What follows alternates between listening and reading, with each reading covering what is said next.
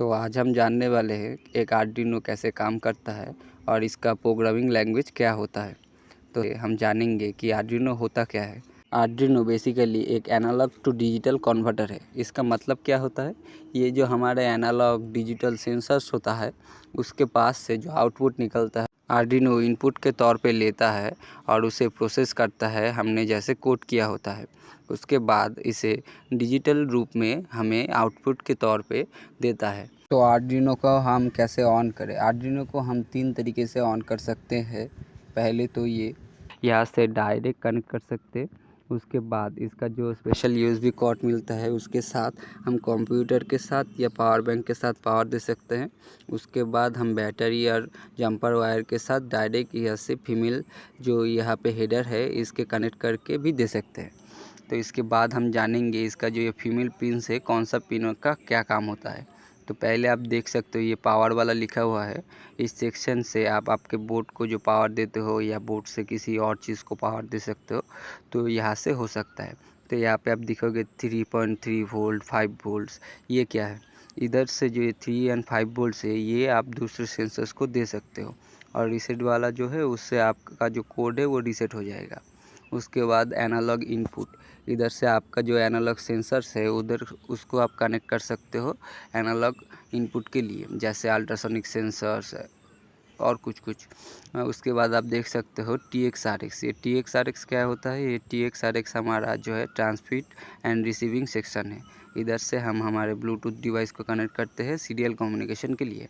उसके बाद आप देख सकते हो 2 3 4 5 6 करके 13 अवधि हमारा जो है ये सब डिजिटल पिन है। इधर से ही हमें आउटपुट मिलता है मोटर्स और लाइट्स के लिए। उसके बाद भी आप देख सकते हो 3 5 6 9 10 11 इधर साइन वेव या ओशन वेव दिखेगा इसके सामने। तो ये वाला जो पिन होता है हमारा, इससे PWM सिग्नल्स निकलते हैं। तो उसके बाद आप देखेंगे इधर मिडिल में 3 हमारा LEDs लगे हुए हैं। TX-RX का 2 LED और एक L करके LED।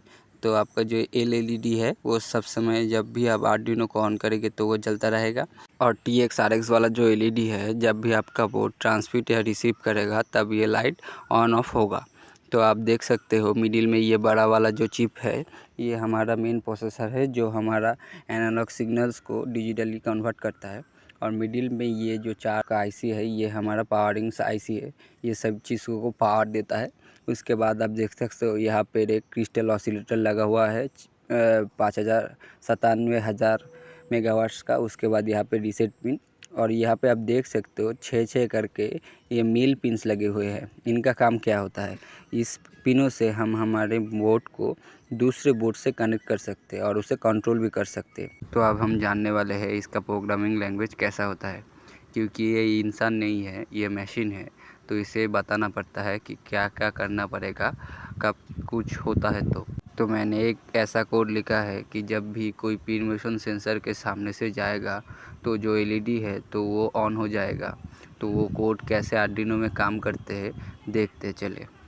तो सबसे पहले हम कंप्यूटर या मोबाइल पे हमारा जो आर्डिनो कोडिंग ऐप है उसे इंस्टॉल करेंगे और उसे ओपन करेंगे। उसे ओपन करने के बाद आप देख सकते हो कि वॉइड सेटअप और वॉइड लूप लिखा हुआ है। ये वॉइड सेटअप जो सेक्शन है इधर हमें बताना पड़ता है कि कौन सा पिन किधर कनेक्ट हुआ है, और जो वॉइड लूप वाला सेक्शन है इधर हमें काम लिखना पड़ता है कि हमारा जो चीज़ है, हमारा जो सर्किट है वो कैसे काम करेगा।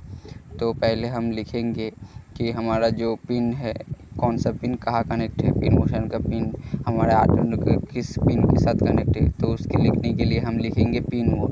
तो पिन मोड लिखने के बाद कि उस पिन में कौन सा काम कर रहा है, जैसे इनपुट के या आउटपुट, वो इनपुट दे रहा है हमें सिग्नल या आउटपुट ले रहा है हमसे, तो उसे हमें लिखना पड़ेगा। ऐसे करके लिख लीजिए। तो हमने यहाँ पे 3 पिन लिया है तो 3 पिन लिख रहे हैं।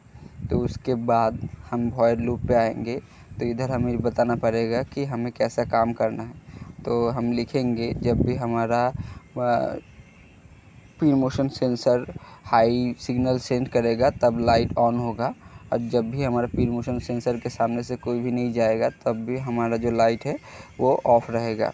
तो इसे लिखने के लिए हम लिखेंगे डिजिटल राइट यानी जो हमारा डिजिटल सिग्नल वाला पिन है उससे ऑन हो जाएगा। और जो एनालॉग राइट सिग्नल है उसे एनालॉग सिग्नल हम कैच कर सकते हैं। तो उसे लिखने के बाद आप देखते हैं कैसे काम करता है हमारा कोड।